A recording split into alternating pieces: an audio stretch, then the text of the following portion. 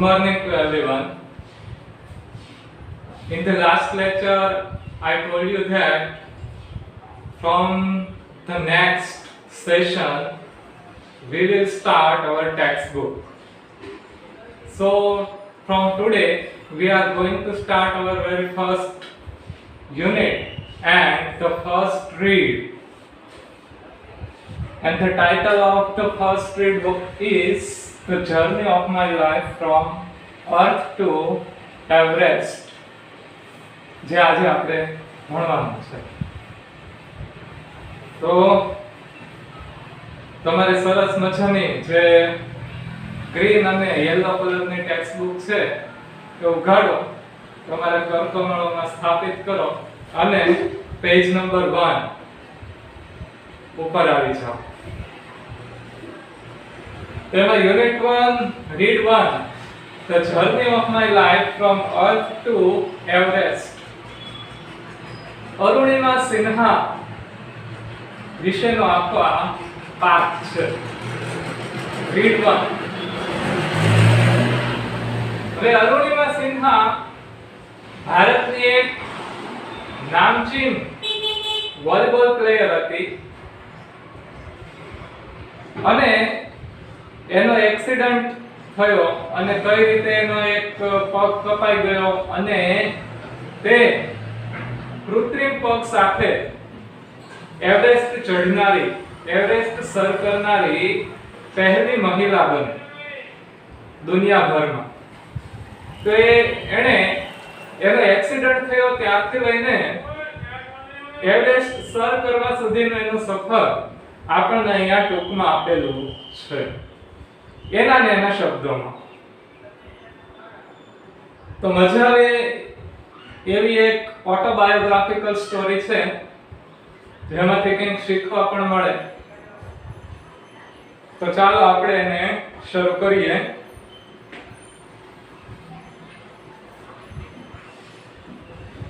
Arunima Sinha was a national level volleyball player. Page number 1 ઉપર શરૂથી આપણે લઈએ છીએ કે અરુણિમા સિન્હા એક નેશનલ લેવલની વોલીબોલ પ્લેયર હતી, એટલે રાષ્ટ્રીય કક્ષાની વોલીબોલ પ્લેયર હતી. When she was traveling on train, some thugs tried to snatch her golden chain. હવે જે thugs છે એ આપણે ભારતીય ભાષામાં, ગુજરાતીમાં અને હિન્દીમાં પણ એને આપણે શું કહીએ છીએ તો કે માર્ગના લૂંટારુઓ. એને ગુજરાતી અને હિન્દીમાં ઠગ્સ કહેવામાં આવે છે, પણ હવે અંગ્રેજીમાં પણ તેનો ઉપયોગ થવા લાગ્યો છે. ઠગ્સ શબ્દ બાકાયદા અંગ્રેજી વર્ડ્સ પણ બની ચૂક્યો છે. પહેલા એને અંગ્રેજીમાં લૂટર્સ અથવા તો રોબર્સ કહેવામાં આવતું, હવે ઠગ્સ પણ કહેવાય છે. When she was traveling on a train, some thugs tried to snatch her golden chain. તે જ્યારે ટ્રેનમાં મુસાફરી કરતી હતી ત્યારે કેટલાક લૂંટારુઓએ, રોબર્સે એનો ગોલ્ડન ચેઇન, સોનાનો ચેઇન છીનવાની કોશિશ કરી. સ્નેચ એટલે કે છીનવું, આંચકી લેવું. She fought back but was thrown out of the speeding train. તેમણે તેમની સામે લડવાનો પ્રયત્ન કર્યો. અરુણિમાએ તેમનો મુકાબલો કર્યો. એ ઠગ્સનો, એ ચોરનો, ઘણા બધા હતા, એક મોટા. તેમનો સામનો કરવાનો પ્રયત્ન કર્યો, પણ તેને ચાલતી ટ્રેનમાંથી જ ધક્કો મારી દેવામાં આવ્યો, તેને બહાર ફેંકી દેવામાં આવ્યો. તમે વિચાર કરો કે ચાલતી ટ્રેનમાંથી કોઈને ધક્કો મારવો એ કેટલું દયાવિહીન કાર્ય છે. તો એ જેણે કાર્ય કર્યું હશે એ માણસ કેટલો દયાવિહીન હશે, અને જેની ઉપર આ કૃત્ય આચરવામાં આવ્યું, અરુણિમા સિન્હા, એને કેટલી પીડા થઈ હશે ત્યારે. And lost her left leg. અને આ રીતે તેણે પોતાનો ડાબો પગ ગુમાવી દીધો, કેમ કે ચાલતી ટ્રેને તેને ધક્કો મારી દેવામાં આવ્યો હતો, બહાર ફેંકી દેવામાં આવી હતી. અને એ પણ કઈ ધીમી ટ્રેન નહોતી, સ્પીડમાં જતી હતી. આપણે અહીંયા ચાલે એ નહીં, જે મોટા મોટા ટ્રેક્સ હોય લાંબા રૂટના, એની ઉપર જે ટ્રેન ચાલતી હોય ફૂલ સ્પીડમાં, એમાંથી એને ધકેલી દેવામાં આવી હતી બહાર. This happened when she was 24. આ બનાવ બન્યો ત્યારે તે 24 વર્ષની હતી. એટલે બહુ નાની ઉંમરમાં તેની સાથે આવો દુઃખદ પ્રસંગ બન્યો. However, this accident never affected her spirit. Spirit એટલે કે આત્મવિશ્વાસ, inner instinct જેને કહેવામાં આવે, અંદરની શક્તિ. પણ આ એક્સિડન્ટે તેની અંદરની શક્તિને ક્યારેય નુકસાન પહોંચાડી શક્યો નહીં. આ એક્સિડન્ટથી તેની અંદરની શક્તિ કાંઈ ઢીલી ન પડી, એ ઓછી ન થઈ. At All India Institute of Medical Science, જેને આપણે એઇમ્સ કહીએ છીએ, ભારતની એક નામચીન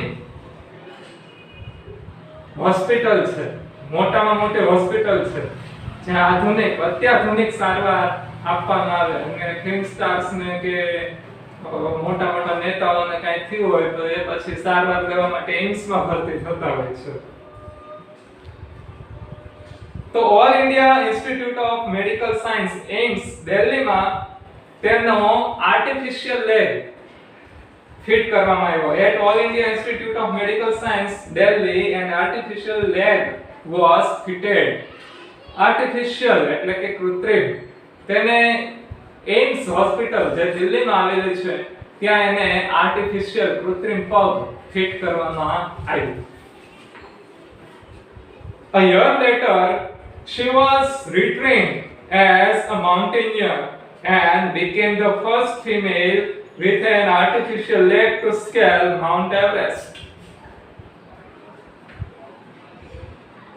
એની પછી એક વર્ષ બાદ she was retrained as a mountaineer. તેને માઉન્ટેનિયર એટલે કે પર્વતારોહી તરીકેની ફરીથી ટ્રેનિંગ આપવામાં આવી. એણે તે ટ્રેનિંગ લીધી કે સીધો કોઈને તમને સવારે ઉઠીને એમ થાય કે આપણે એવરેસ્ટ સર કરવો છે, આપણે એવરેસ્ટ ચડવું છે, તો આપણે જેમ ગિરનાર ચડી એમ કઈ એવરેસ્ટ ચડવાનું ન હોય. બરોબર છે? ગિરનારમાં પગથિયા છે, એવરેસ્ટ ઉપર કોઈ પગથિયા મૂકવા ગયું નથી. તો એની ટ્રેનિંગ લેવી પડે અને પછી જ આપણે એની માટે ફિટ હોઈએ, એની માટે આપણું સ્વાસ્થ્ય છે એ લાયક હોય ચઢાણ માટે, તો જ આપણને અનુમતિ આપવામાં આવે, નહીતર આપવામાં આવે નહીં. એટલે ગમે એ કાંઈ ત્યાં જઈને ચડવા મળે ને ઉપર ચડી જાય એવી રીતના હોતું નથી. બરાબર? આપણે ગામના ડુંગરા ચડતા હોય એ રીતે એ નથી ચડાતો હોતો.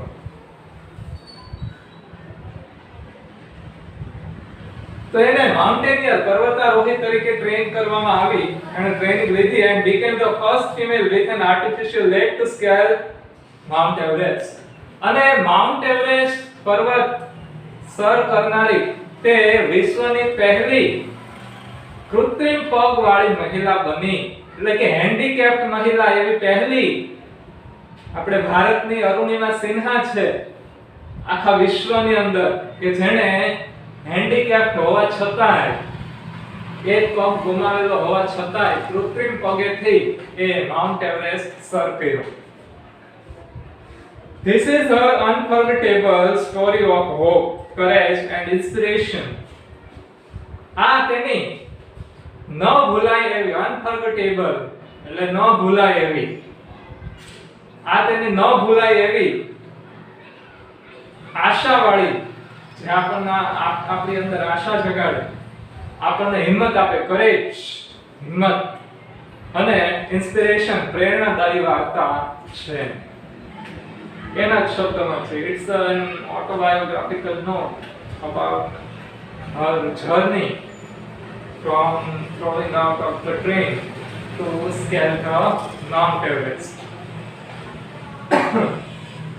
Let's read four scenes of her life narrated in her own words.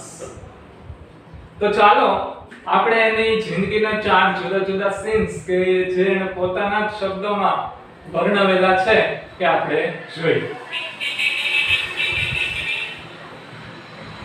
Scene 1. I had started dozing. Dozing એટલે કે ઝોલા આવવા, સ્લીપી ફીલ કરું. મને ઝોલા આવવા લાગ્યા હતા. My eyes were closed but my mind was awake. આપણને ઝોલા આવે ત્યારે શું થાય? આપણને જે ઊંઘ આવવાની તૈયારી થતી હોય ત્યારે તો કે આપણી આંખો છે ઘેરાતી હોય, બરાબર છે, આપણને ઊંઘ આવવાની શરૂ થઈ ગઈ હોય. But my mind was awake. પણ મારું મગજ કે મન કયો એ જાગૃત હતું. મારી આંખો બંધ હતી પણ મારું મન એ જાગતું હતું. એટલે આસપાસ જે હિલચાલ થાય એ આપણને ખબર હોય. આપણી આંખો ભલે બંધ હોય પણ આપણી આસપાસ શું થઈ રહ્યું છે એ આપણને ખબર હોય. તો એવી જ રીતના અરુણિમા સિન્હાને થયું હતું ત્યાં. I remember someone saying that Bareilly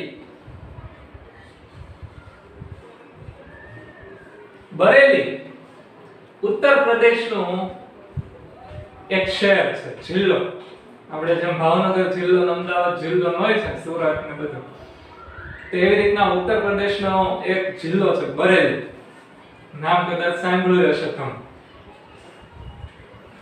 I remember someone saying that Bareilly would come after some time. મેં કોઈકને કહેતા સાંભળ્યા પણ ખરા કે બરેલી હવે થોડી વારમાં આવશે. I was in deep thought that when I felt a hand tugging at my gold chain. Tugging એટલે કે સરવળવું, આગળ વધવું. આપણી ઉપર કોઈ કામ આંગળા ફેરવતું હોય, આપણને કોઈકનો સ્પર્શ થયો હોય તો એને ટગિંગ કહેવામાં આવે. હું ઊંડા વિચારમાં હતી. I was in deep thought. હું ઊંડા વિચારમાં હતી જ્યારે મને અહેસાસ થયો, મને અનુભવ થયો કે કોઈકનો હાથ છે એ મારા ગોલ્ડ ચેઇન ઉપર, મારા સોનાના ચેઇન ઉપર સરવળે છે, લેવા માટે પ્રયત્ન કરે છે. જે ચોર ને એની બધી જુદી જુદી આદત હોય એ આપણને ખબર ન પડે ને એ રીતે ત્યાં આંચકી લેવાની કોશિશ કરે. છતાંય કે આપણને ખબર તો પડી જ જાય, આપણે સ્લીપમાં હોઈએ તો પણ એનો સ્પર્શ એક વિચિત્ર પ્રકારનો હોય જે આપણને અંદરથી જ અણગમો પેદા કરે, ડિસ્ગસ્ટ આપણને પેદા કરે. A girl's sixth sense is always her best companion. આ બધી જ ગર્લ્સને લાગુ પડે કે છોકરીઓની સિક્સ સેન્સ એ તેમની બેસ્ટ કમ્પેનિયન, તેમની સૌથી સર્વશ્રેષ્ઠ સાથી હોય છે. કમ્પેનિયન એટલે સાથી, મિત્ર, કોમ્રેડ, ફ્રેન્ડ. છોકરીઓની સિક્સ સેન્સ આપણી પાંચ ઇન્દ્રિયો હોય, બરાબર છે? સ્પર્શેન્દ્રિય, શ્રવણેન્દ્રિય, ઘ્રાણેન્દ્રિય, પછી તો સ્વાદેન્દ્રિય અને દ્રષ્ટિ આપણી. એનું નામ તો હું ભૂલી ગયો છું, દ્રષ્ટિને શું કહેવામાં આવે exactly.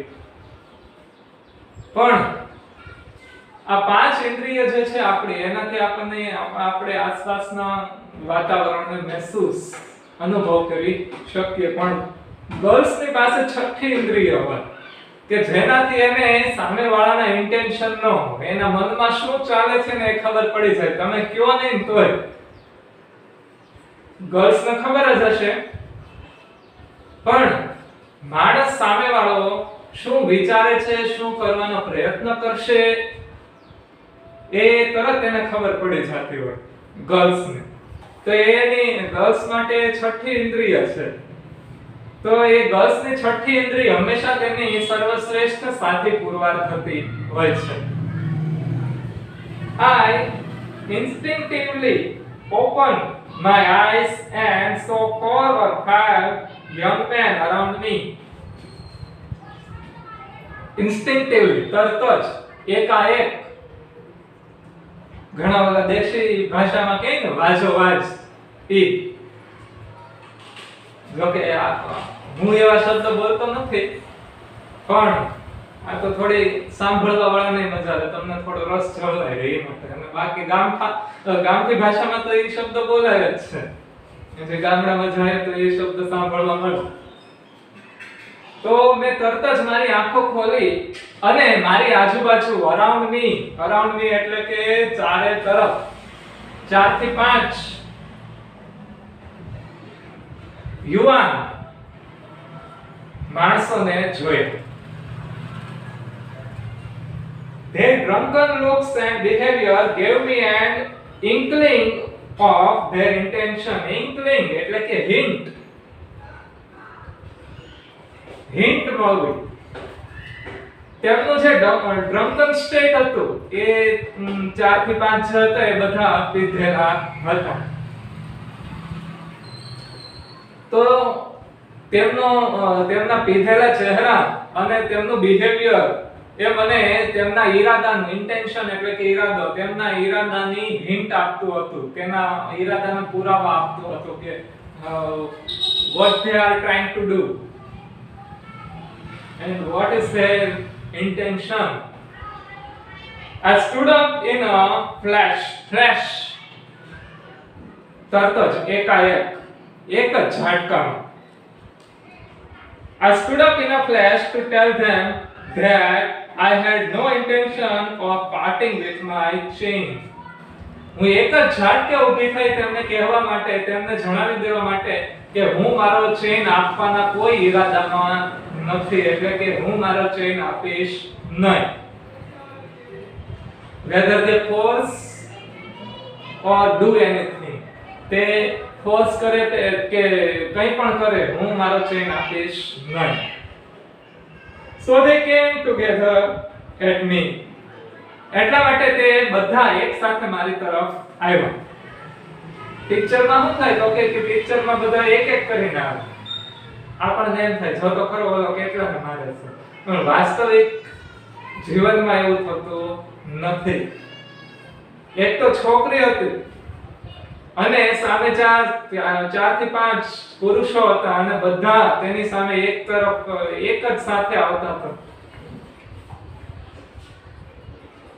Even though the compartment was full, none of my fellow passengers got up to even inquire what was happening. Forget about their coming to my rescue. Even though આપણે કોન્ટ્રાસ્ટ શીખશું, કોન્ટ્રાસ્ટનું ફંક્શન ત્યારે એમાં આવશે. even though તો આખો compartment ડબ્બો ફૂલ હોવા છતાં, passenger થી ભરેલો હોવા છતાંય કોઈ પણ પૂછવા પણ ન આવ્યું કે શું ચાલી રહ્યું છે, આ લોકો તમારી સાથે શું કરવાનો પ્રયત્ન કરી રહ્યા છે, અથવા તો તેમને પણ કોઈ અટકાવવાની જહેમત લીધી નહીં. એટલે કે વાસ્તવિક દુનિયા, આપણને જે ફેન્ટાસીની દુનિયા હોય છે અથવા તો આપણને જે દુનિયા પડદા ઉપર દેખાડવામાં આવે છે એટલી બધી સારી હોતી નથી. આપણે મુશ્કેલીમાં હોઈએ તો કોઈ આપણને પૂછવા પણ આવતું હોતું નથી. અને કે છે અરુણિમા સિંહ, કોઈએ પૂછ્યું પણ નહીં. forget about their coming to my rescue. મને બચાવવાની વાત તો ભૂલી જ જવાની. કોઈએ એમને અટકાવ્યા પણ નહીં, તેમને કાંઈ પૂછપરછ પણ કરી નહીં. I had no option but to take them on.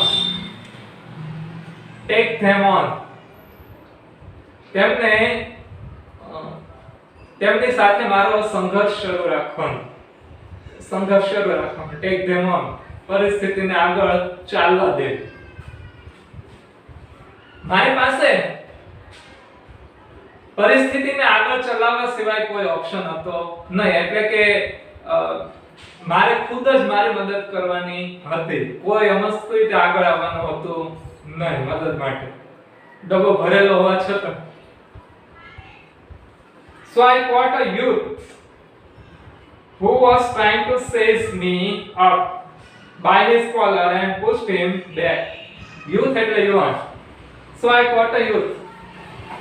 તેથી મેં એક યુવાનને પકડ્યો કે જે આગળ ચાલીને મારો ચેન ઝોંટવા માટે આવતો હતો. I caught a youth, મેં તે યુવાનને પકડ્યો who was trying to seize me up. Seize એટલે કે પકડવું, જે મને પકડવાનો પ્રયત્ન કરતો હતો. By his collar and pushed him back. મેં તેને કોલરથી પકડ્યો અને ધક્કો માર્યો. I kicked a couple of others.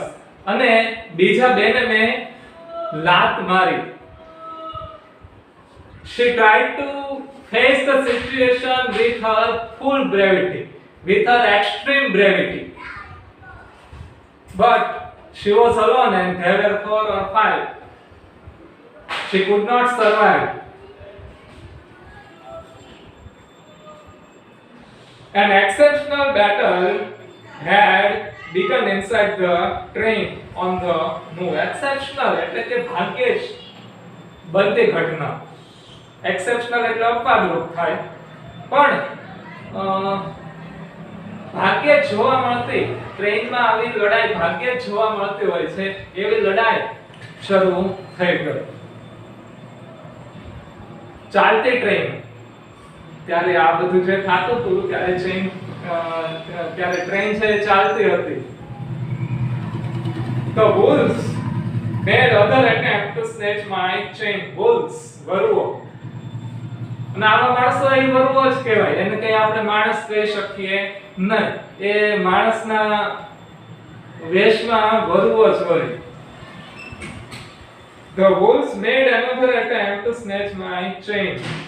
પેલા વરુઓએ મારો ચેન ખેંચવાનો બીજો પ્રયત્ન કર્યો. Still I resisted until one of them, driven by a frenzy, gave me an extra hard kick using all his force. અને છતાં I resisted, પ્રતિકાર કરવો. resisted એટલે પ્રતિકાર કરવો. છતાં મેં પ્રતિકાર કર્યો જ્યાં સુધી તેમાંના એકે ફ્રેન્ઝી એટલે કે અત્યંત ગુસ્સાની ખળભળાટ વાળી સ્થિતિ. આપણે કહીએ ને મારું મગજ બેર મારી ગયો, એને મને એટલો ગુસ્સો ચડાવ્યો કે મારું મગજ બેર મારી ગયું. તો એ બેર મારવાની જે તમારી પરિસ્થિતિ છે એને ફ્રેન્ઝી કહેવામાં આવે ઇંગ્લિશમાં. તો એમાંના એકે ખૂબ જ ગુસ્સામાં આવીને અરુણિમા સિન્હાને જ્યાં સુધી એક એક્સ્ટ્રા હાર્ડ કિક એટલે કે એક જોરથી લાત ન મારી ત્યાં સુધી અરુણિમા સિન્હાએ તેમનો પ્રતિકાર કર્યો. પછી જોરથી વાગે તો ગમે હોય એને વાગે તો ખરું જ. યુઝિંગ ઓલ હિઝ ફોર્સ, અને પાછું કહે છે કે પોતાની પૂરી તાકાતથી એને મને એક કિક મારેલી હતી.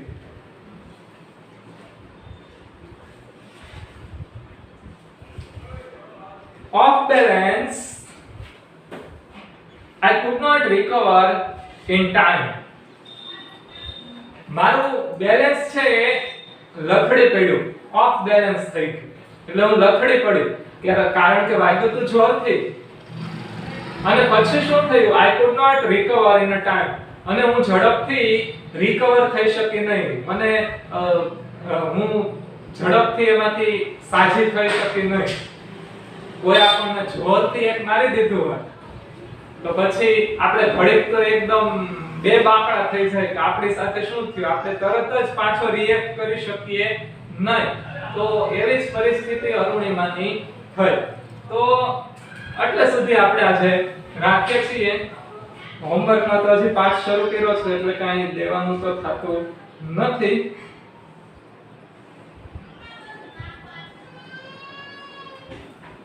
હોમવર્ક હું નથી આપતો છે. આવતા લેક્ચરમાં આ પાઠ આપણે આગળ વધારીશું.